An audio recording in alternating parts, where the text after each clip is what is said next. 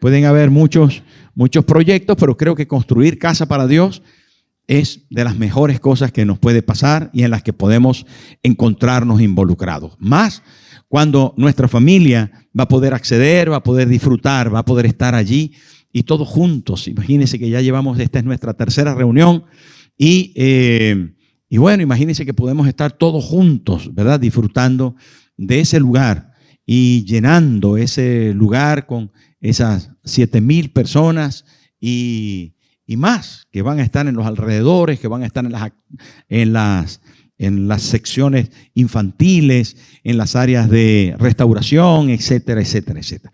Es un proyecto con mucha fe, con mucho deseo, un proyecto importante, pero lo importante es saber que Dios está con nosotros. Y orando al respecto de esto, el Señor me dio una palabra. Y me dio una palabra porque siempre estamos, se lo repito casi siempre estamos durante la semana pensando, Señor, ¿qué les voy a compartir a los hermanos? Y el Señor me dio una palabra que es un argumento a nuestro favor. Y se trata de la fe, de una fe que conquista, de una fe que sin duda deja ver que Dios es capaz de hacer todo cuanto nosotros nos podamos imaginar. Así que esta semana, en una de las mediodías, comimos una comida típica de Venezuela que se llama sancocho. No sé si usted se la sabe, se sabe lo de qué va, pero es una sopa así bien resuelta, una cosa así bien.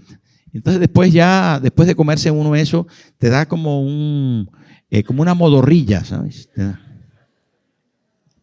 Te da una modorrilla que te lleva a hacer una siesta de manera obligatoria.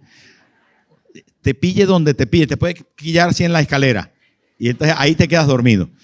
Pero no, yo me fui a mi camita y ahí me recosté un rato y de repente escuché la voz de Dios. No era el sancocho, era el Señor. Que me dijo, ¿te fijaste de un hombre que tuvo fe y que por su fe construyó? ¿Cómo? Salomón, dije yo. No es Salomón. David no pudo construir. ¿Quién? Y me dijo, el centurión romano. Vamos a Lucas capítulo 7, versículo del 1 al 10 y vamos a ver apasionante pasaje, extraordinario pasaje en el que alguien decidió por causa de su fe, por causa de esa capacidad de creer y de amar y de sentir y de vivir, después que hubo terminado todas sus palabras al pueblo que le oía, dice Lucas 7:1, entró en Capernaum. Y el siervo de un centurión, a quien éste quería mucho, estaba enfermo y a punto de morir. Cuando el centurión oyó hablar de Jesús, le envió unos ancianos de los judíos, rogándole que viniesen y sanase a su siervo. Y ellos vinieron a Jesús y le rogaron con solicitud, diciéndole, es digno que le concedas esto, porque ama a nuestra nación y nos edificó una sinagoga. Y Jesús fue con ellos, pero cuando ya no estaba lejos de la casa, el centurión envió a él unos amigos diciéndole, Señor, no te molestes, pues no soy digno de que entres bajo mi techo. Por lo que ni aún me tuve por digno de venir a ti, pero di la palabra y mi siervo será sano. Porque también yo soy hombre puesto bajo autoridad y tengo soldados bajo mis órdenes. Y digo a este, ve y va, y al otro, ven y viene, y a mi siervo, haz esto, y lo hace. Al oír esto, Jesús se maravilló de él y volviéndose dijo a la gente que le seguía, os digo que ni aún en Israel he hallado tanta fe. Y al regresar a casa, los que habían sido enviados hallaron sano al siervo que había estado enfermo. ¡Qué pasaje! Cuando viene el Señor a mi siesta y me dice, Tomás, ¿viste que hubo alguien que construyó una casa para mí? ¿Cómo, Señor? ¿Dónde? Y me lleva a este pasaje. Definitivamente la fe es un verbo de acción. Es necesario que cuente con obras, con acciones físicas, sensibles, de pecho, de corazón. Definitivamente la fe de este centurión llegó a ser importante. Y el hecho de que Jesús emitiera esa enunciación, ni aún en Israel he hallado tanta fe. ¿Sabe qué? Hace que la gente pueda comprender de que la fe de la que Jesús estaba hablando no solamente era una fe genuina, era una fe aplaudible, era una fe destacable, era una fe sincera, pero esta fe es la que nosotros necesitamos para ver cumplida las razones por las que se tiene fe y en quien se tiene fe. Para ver de alguna forma hecho los sueños realidad. Por lo tanto, esta es una fe que conquista. Es una fe que abraza, es una fe que obtiene resultados. Hay fe en cosas, en elementos que no llevan a ningún resultado, pero la fe cristiana sí tiene resultados. Sí puede alcanzar su objetivo y realizarse y volverse de tal forma significativa que nos lleva a saber que es la fe que debemos creer, la fe en el Señor Jesucristo. Amigos, si aquí encontramos a las orillas del mar de Galilea un pequeño poblado que se llamaba Capernaum. Saben, se convirtió Capernaum en la base del ministerio de Cristo en Galilea. Allí no solamente liberó a algún endemoniado en la sinagoga, allí también sanó a la suegra de Pedro. Por eso nos damos cuenta que Pedro tenía esposa, porque estoy convencido profundamente que nadie quiere una suegra sin esposa. Por muy buena que sea. Ya puede ser una suegra buena, pero ¿quién quiere suegra sin esposa? No. Nadie. Entonces Pedro tenía suegra porque tenía una esposa. Por lo tanto, el primer papa, según el papado y todo lo demás, el primer papa que fue, tenía mujer. No sé por qué los demás no tienen, pero dejemos allí la cosa. Jesús sanó en Capernaum a la suegra de Pedro. Allí estaba la casa y todavía quedan restos arqueológicos en los que podemos darnos cuenta que era un poblado de pescadores. Allí fue llamado Pedro y Andrés, fue llamado Jacobo, ahí fue llamado los pescadores para seguir a Jesús. Fue allí donde comenzó. Y ¿saben qué? Hay los restos originales de una antigua sinagoga construidas con los materiales propios de la zona. Una piedra oscura, volcánica. Más adelante, en el siglo V, se dice que fue levantada una sinagoga encima de esta antigua, de una piedra caliza más blanquecina, que por cierto la visitamos cada vez que vamos en tour para Israel. Están todos invitados. Este año, Dios mediante, también iremos en el mes de octubre. Apúntese, no se lo pierda. Vamos a visitar otra vez Capernaum, precioso.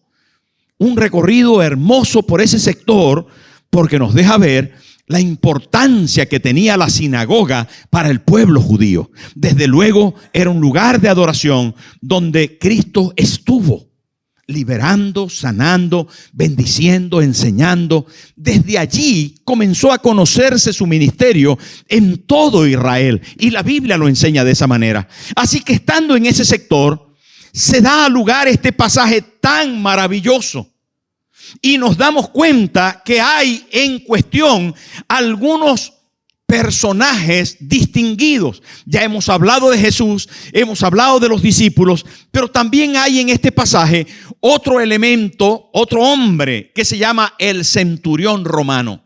Este centurión, a pesar de que es el elemento más clave después de Jesús en el pasaje, aparece siempre en un segundo plano. Ya lo veremos por causa de qué. La razón es su humildad. Pero el centurión romano aparece en un segundo plano porque él, aunque estaba desarrollando sus labores militares allí, no aparece entrevistándose con Jesús directamente. No aparece saliendo, sacando el pecho o diciendo aquí estoy yo soy. Nada. Él aparece en una segunda línea de participación. No obstante, ese es el elemento clave que vamos a destacar de una fe que conquista. Así que encontramos en este pasaje que una fe que conquista definitivamente, en primer lugar, es una fe que oye la palabra de Dios. Y así comienza el versículo 1. Es significativo saber, dice en el versículo 1, dice, después que hubo terminado todas sus palabras al pueblo, ¿qué? ¿Se da cuenta?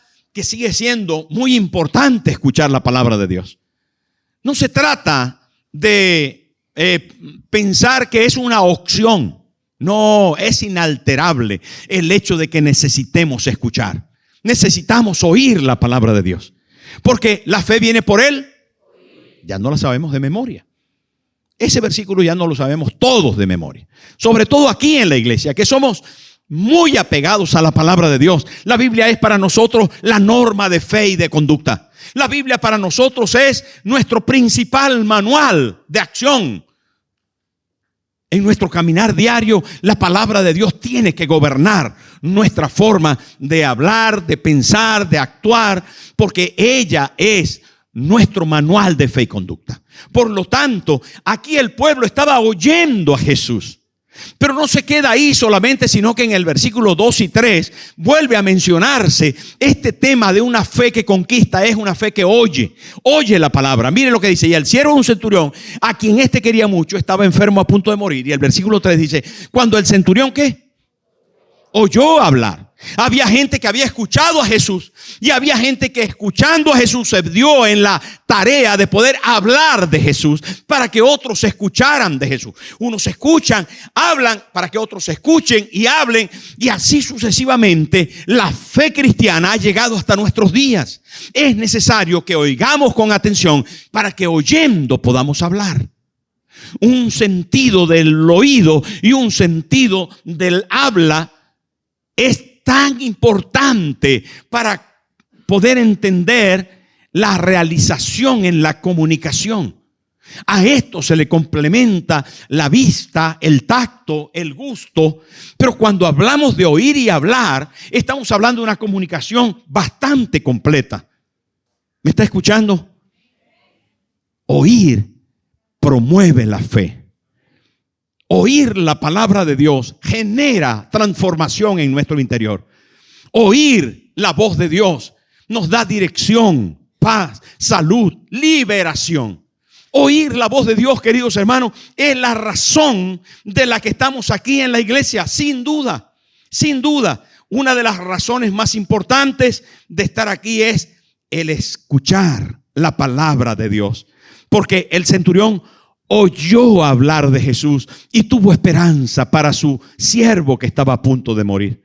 Oyó hablar de Jesús y sencillamente entendió que podía ser sanado, que podía ser liberado, que podía ser restaurado, que había un hálito de ilusión, de esperanza, de posibilidad de cambiar, de revertir el mal que estaba atacando su casa, porque había alguien dentro de su hogar que necesitaba una palabra de esperanza. Y él la escuchó. El pueblo oyó, el centurión oyó, y usted está aquí para escuchar. Esto es maravilloso, ¿saben?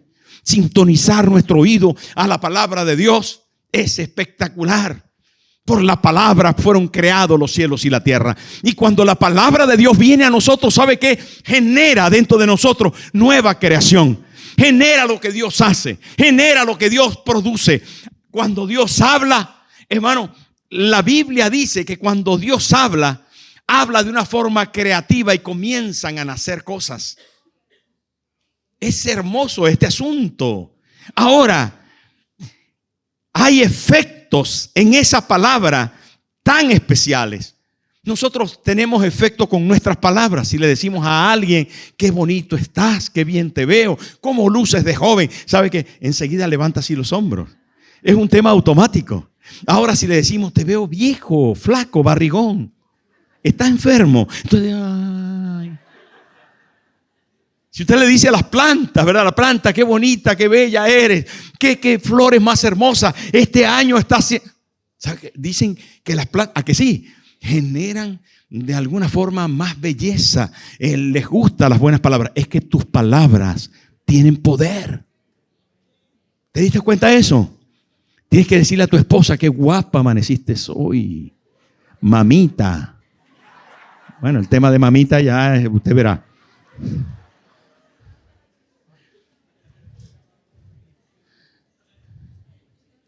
¿Saben, hermano? Qué importantes son las palabras. Pero imagínense, si para nosotros las palabras de nuestros compañeros, de nuestra familia, son importantes, ¿qué importancia tiene la palabra de Dios?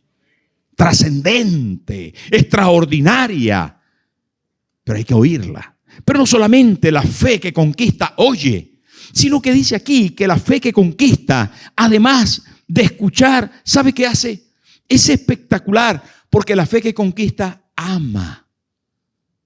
Y me llama la atención, y gracias al Señor, que vino con su voz a decirme: Tomás, fíjate en ese centurión. No es la primera vez que predico de ello, pero en relación a esto, a lo que queremos conseguir, a lo que estamos aspirando que Dios haga en nosotros, en nuestra familia y con nuestra ciudad, es espectacular, porque dice: cuando el centurión oyó hablar de Jesús, le envió unos ancianos de los judíos, rogándole que viniese y sanase a su siervo. Y dice el versículo 4, y ellos vinieron a Jesús y le rogaron con solicitud, diciendo: es digno que le concedas esto. Versículo 5, mire lo que dice. ¿Por qué? Ama. Porque la fe que conquista ama. No solo oye, porque uno puede ser oidor olvidadizo, pero el que oye bien y oye la palabra de Dios, su corazón cambia y comienza a amar. Amar, hermano, no solo es un mandamiento. Amar es parte de la naturaleza de Dios en nosotros. Es parte del efecto que tiene esa recepción de la palabra, que cambia tu corazón y comienzas a amar. Hermano, un centurión era un soldado romano puesto en una posición de jerarquía. Un soldado que tenía a su cargo en algunos momentos 30, 40, 70, 80 o cientos de hombres. Aunque centurión habla de centuria, que quiere decir 100, no necesariamente los centuriones tenían 100 personas o 100 soldados a su cargo, sino que tenían algunas veces menos o más, de acuerdo a la situación. Ahora, algunos de estos centuriones eran muy destacados. Dese cuenta que llegaron a centurión por causa de un ascenso que tenía razones en su ejecución militar diaria. Habían sido osados, habían sido fuertes para ganar alguna pelea, habían logrado alguna conquista, por lo tanto le ascendían hasta llegar al nivel de centuriones. Un centurión seguramente era una persona fuerte, bien armado, preparado y vestido de una manera especial. El gorro era diferente, así era como una escoba aquí arriba, ¿se acuerdan? Pero este señor con el gorro de escoba, este señor cobraba bien. Tenía platita. Cobraba mejor que todos los soldados. De hecho, tenía varios sueldos.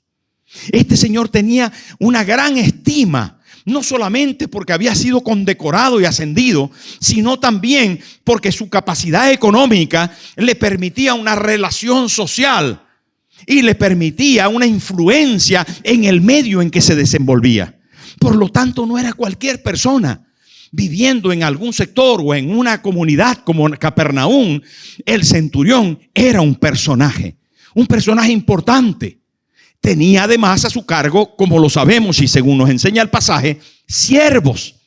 Y sus siervos estaban a la orden de él de forma absoluta. Un siervo en aquel entonces era un objeto de propiedad de quien lo tenía. Tremendo esto. ¿Qué cosa? Bueno, porque la esclavitud siempre fue así. Y la esclavitud en el Imperio Romano era uno de las fuerzas financieras de todo el imperio. Era quienes producían, cultivando la tierra, atendiendo a sus señores y dándoles de alguna forma el reconocimiento que ellos exigían. Pero no valían nada. Se podía comprar un siervo en el mercado, se podía comprar en Amazon, pero en Amazon no. Se podía comprar entre negocio común y corriente, así de tú a tú. ¿Sabe? Podía comprarse un siervo al vecino, te compro el siervo, te vendo el siervo. Y la mayoría de las veces estaban en los mercados públicos desnudos para ver las capacidades musculares y todos los elementos que tenía en su cuerpo. Eran objetos. Objetos.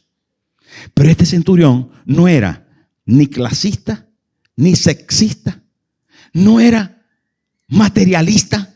Este centurión había mezclado su corazón con una persona a quien le servía, a quien recibía, de quien recibía su servicio, quise decir. ¿Saben qué? Era otra persona. Era diferente, porque sencillamente estuve haciendo un apunte al respecto de que no solamente los esclavos no tenían ningún derecho, sino que el clasismo, el racismo, el machismo debió llevar a aquella sociedad a una esclavitud entre su gente, a degradarse en su sentido humano. ¿Saben qué? Debió llevar, como lo hizo, a una situación de colapso nacional, porque no se puede hacer tales distinciones entre nosotros. Y saben que el cristianismo vino al corazón de la gente para que pudiéramos escuchar de Cristo. Ya no hay judío ni gentil, esclavo ni libre, varón ni mujer. Jesús lo dijo, y con eso liberó a la sociedad. Los puso en el mismo rango a todos, necesitados del Señor y siendo hermanos los unos con los otros. Hermano, definitivamente el clasismo, el racismo y todos los sismos humanos nos llevan a la esclavitud del alma, a la esclavitud del espíritu, a las limitaciones. ¿Y saben cuál es la medicina que combate esa realidad del clasismo y el racismo y el yo sí, tú no? ¿Saben cuál es el antídoto para eso? El amor. El amor. Y este centurión amaba a la nación, aunque eran judíos y él era romano. Este centurión amaba a su siervo, aunque él era centurión y el otro era un pobre e insignificante siervo. Pero él le dio significado.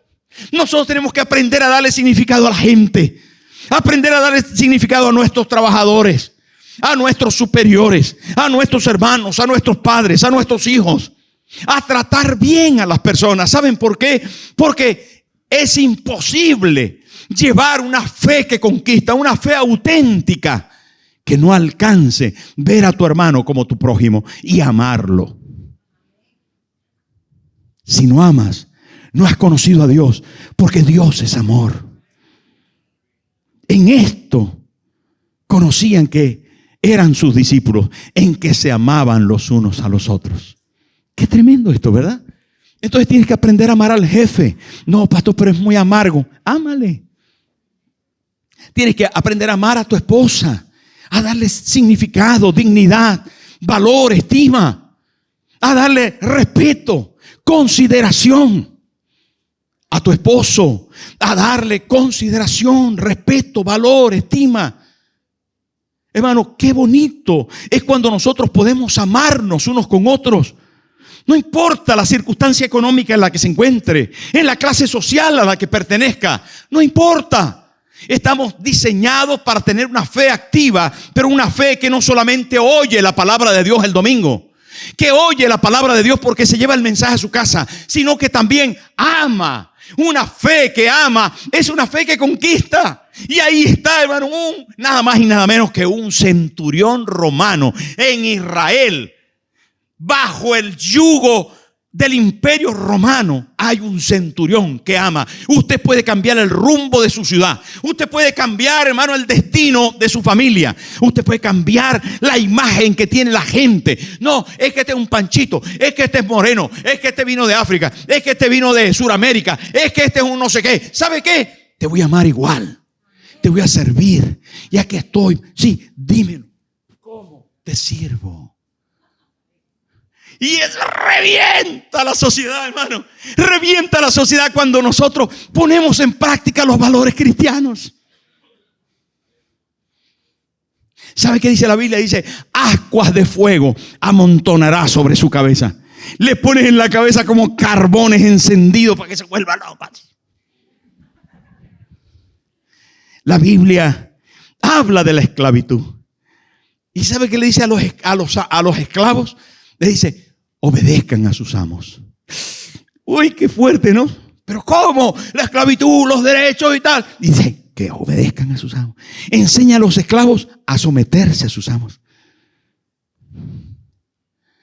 Pero este señor trató bien a sus empleados. Trató bien a los que vivían en su casa. Qué bonito. Empresarios. Qué buen ejemplo.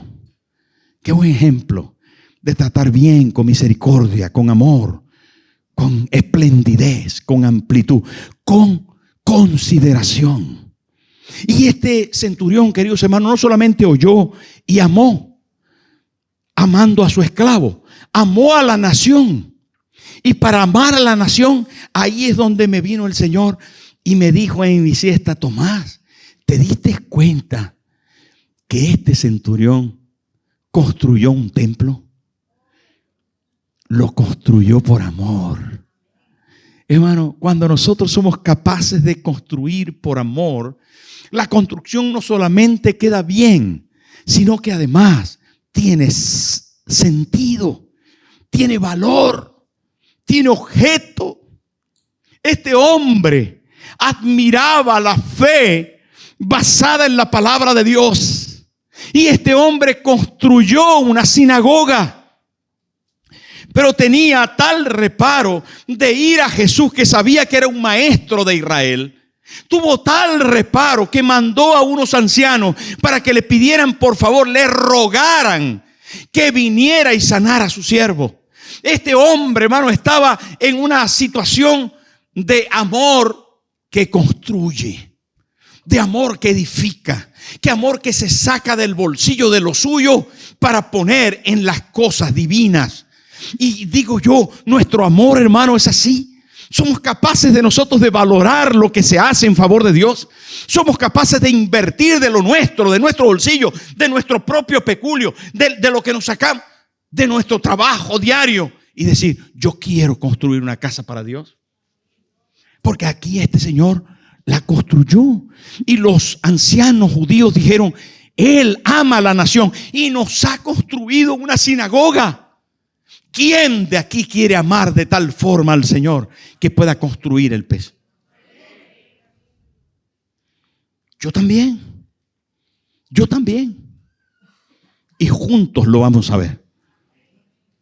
No porque seamos ricos, sino porque tenemos fe. Y tenemos una fe que construye. Bonito. Agradezco al Señor su visita y su realidad de decirme, Tomás, esa fe construye. Y es por amor, con las bases en el amor. Hermano, pero no solamente es una fe que oye y que ama, construyendo y haciendo y restaurando las relaciones, sino es una fe también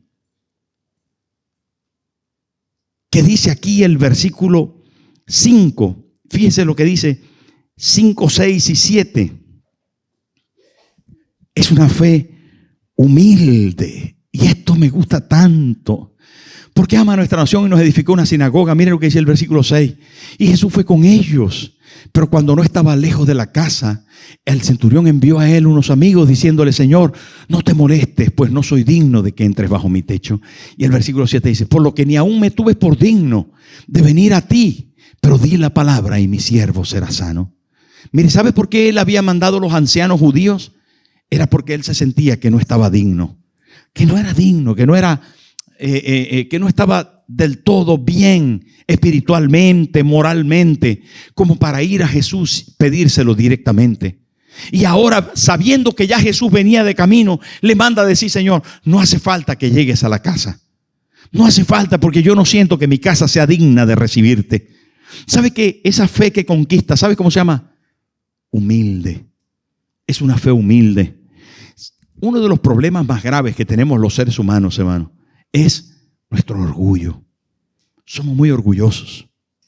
¿Sabe que la mayoría de la gente que pide ayuda psicológica son mujeres? El 80% de las veces son mujeres antes que hombres. Los hombres nos cuesta mucho trabajo pedir ayuda. Decir, por ejemplo, ayúdeme que tengo problemas con mi esposa, con mi familia. Nos cuesta mucho. ¿Y sabe a qué se debe eso? Al orgullo. Somos orgullosos, altivos, altaneros. ¿Y qué problema es el orgullo? La Biblia dice, humillaos pues bajo la poderosa mano de Dios y Él os exaltará cuando fuere el tiempo. ¿Sabe qué dice la palabra? Que el que se humilla será exaltado.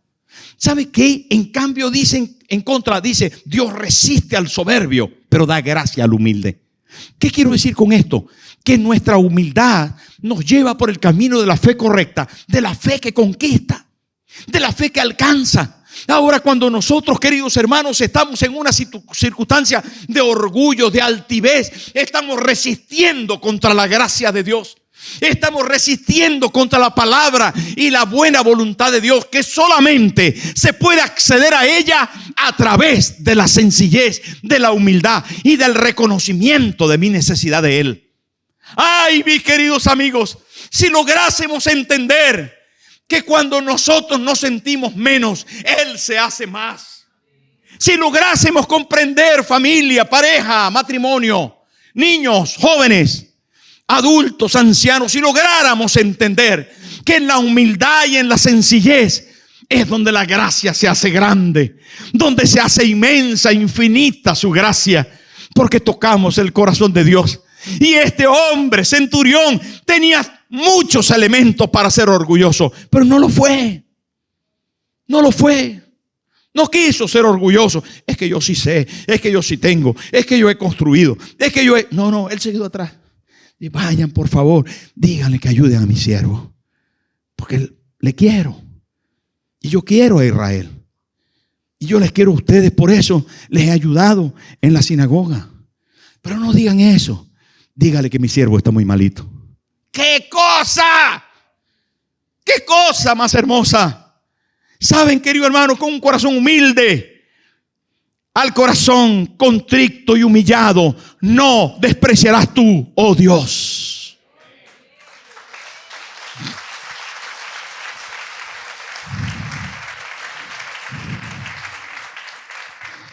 ¿Quién es el hombre ingrato que con placer no canta las eternales glorias del Dios que le creó y no agradece humilde misericordia tanta y bienes tan inmensos como el que le dispensó? Dios le da a los que lloran dulce consuelo cuando su auxilio imploran con fe y anhelo. Y hay de los descreídos que no le llaman y hay de los pervertidos que no le aman. Alza al cielo tus ojos constantemente. Sé cristiano sincero, sé buen creyente. Que Dios, que es el Padre de todos, al buen cristiano siempre le da la mano. Con humildad, si te acercas, vas a ser favorecido. Con humildad, si te acercas, hermano, vas a ser escuchado. Tienes que quebrar ese orgullo y altivez, porque al fin de cuentas dependemos de su amor y de su gracia. Este centurión tocó las fibras del corazón de Jesús.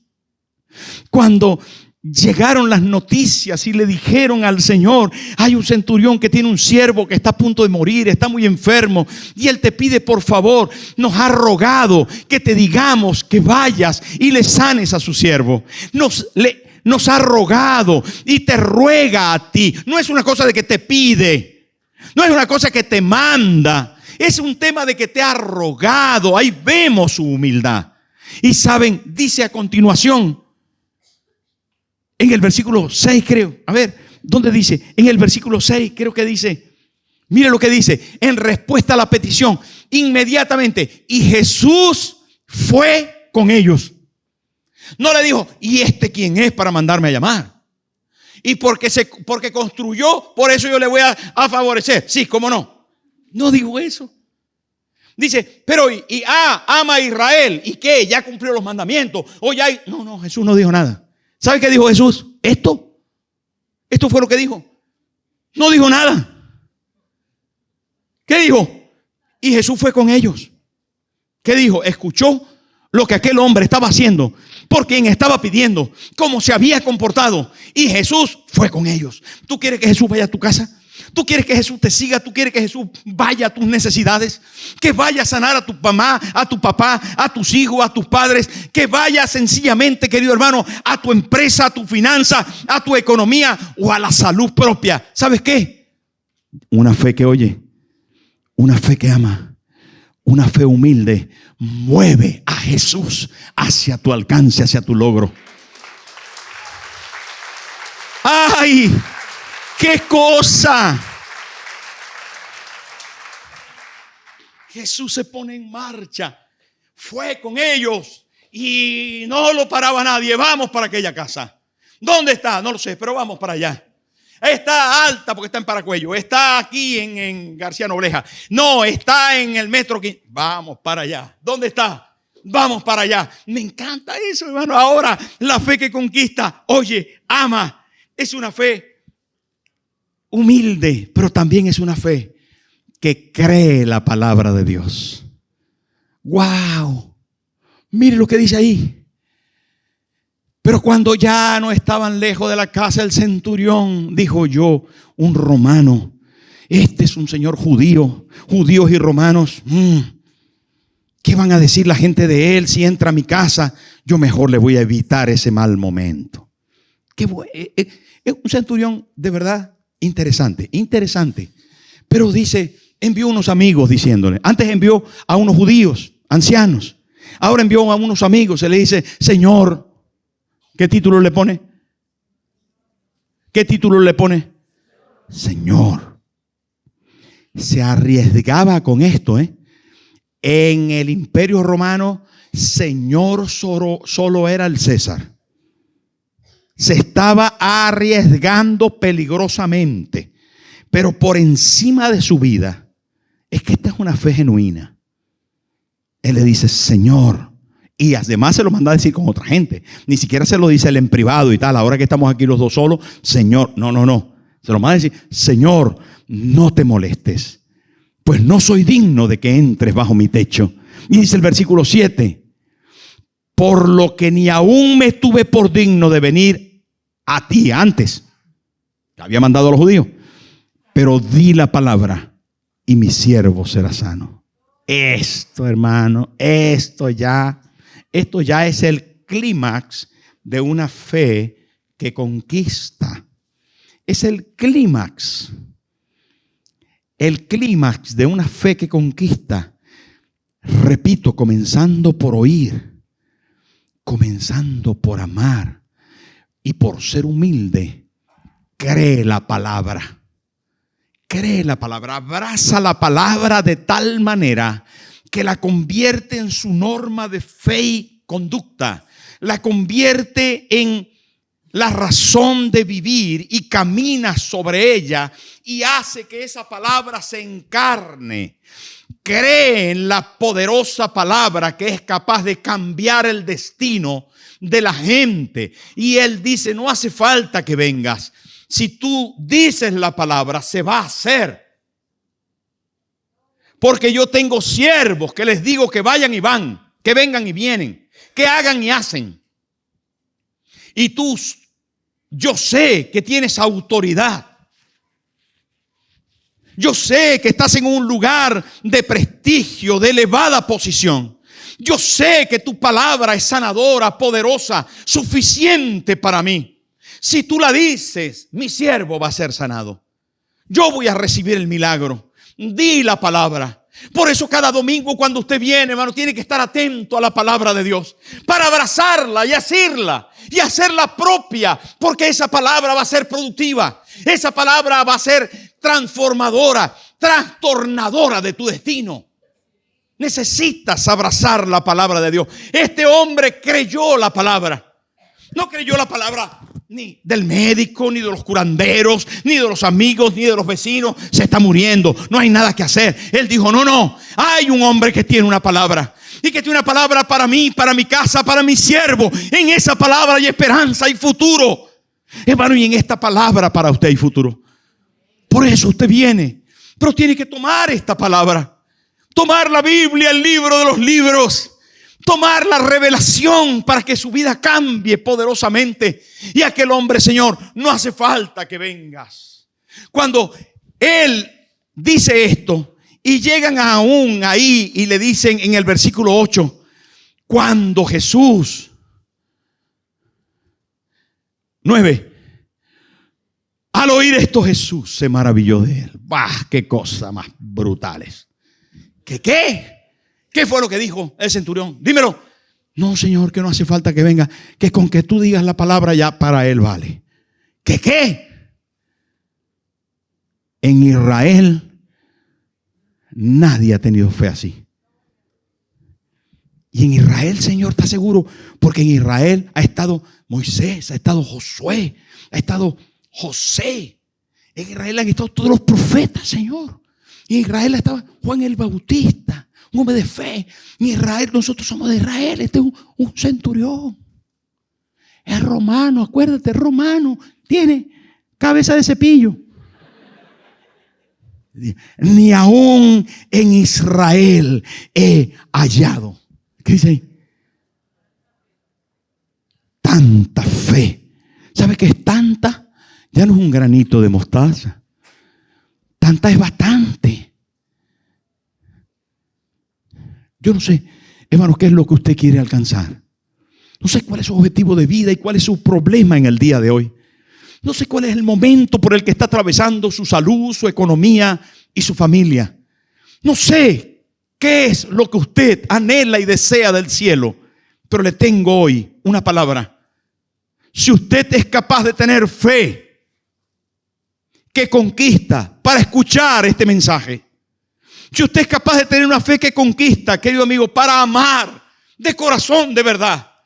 Si usted es capaz de tener una fe que conquista humilde y hoy se apropia de esta palabra y dice, yo creo lo que Jesús me dice, yo creo lo que el pastor está predicando, yo creo porque está ahí escrito y yo quiero creer que Cristo sí es suficiente para suplir mi necesidad. Entonces lo que quieres se te será hecho. Porque la Biblia dice que el que tiene fe es capaz de decir a las montañas, muévete, y se moverán. Si tiene fe, es capaz de cambiar las circunstancias y las situaciones. Por fe se tapan la boca de los leones. Por fe retroceden los ejércitos. Por fe se alcanza la economía. Por fe es capaz de erradicar la enfermedad. Por fe el cáncer retrocede. Por fe se vuelven los órganos a su funcionamiento normal. Es por fe. Y por fe se construyen peces grandes. Y lo vamos a ver si tenemos fe, si conjuntamos nuestra fe. Y vamos a ver la gloria de Dios en la casa, en la persona, pero también a nivel de iglesia. Póngase en pie. Póngase en pie. Hermano, sin fe es imposible agradar a Dios. Pero con fe todo lo podemos lograr. Todo lo podemos lograr. Elías oró y el fuego cayó. Oró Josué y el sol se paró. Si creemos, hermano, si creemos, lo vamos a ver. ¿Cuál es tu necesidad? Dímelo. ¿Cuál es tu necesidad? Abraza esta palabra. Cierra tus ojos y abraza tu pecho. Abrazando la palabra. Pon tus manos ahí en el pecho y aprieta. Y abraza la palabra. Di, Señor, yo quiero tener una fe que oye. Yo quiero tener, Señor, una fe que ama. Señor, quiero tener una fe humilde. Yo quiero tener una fe en tu palabra que se hará. Que el cielo y la tierra pasará, pero tu palabra se hará.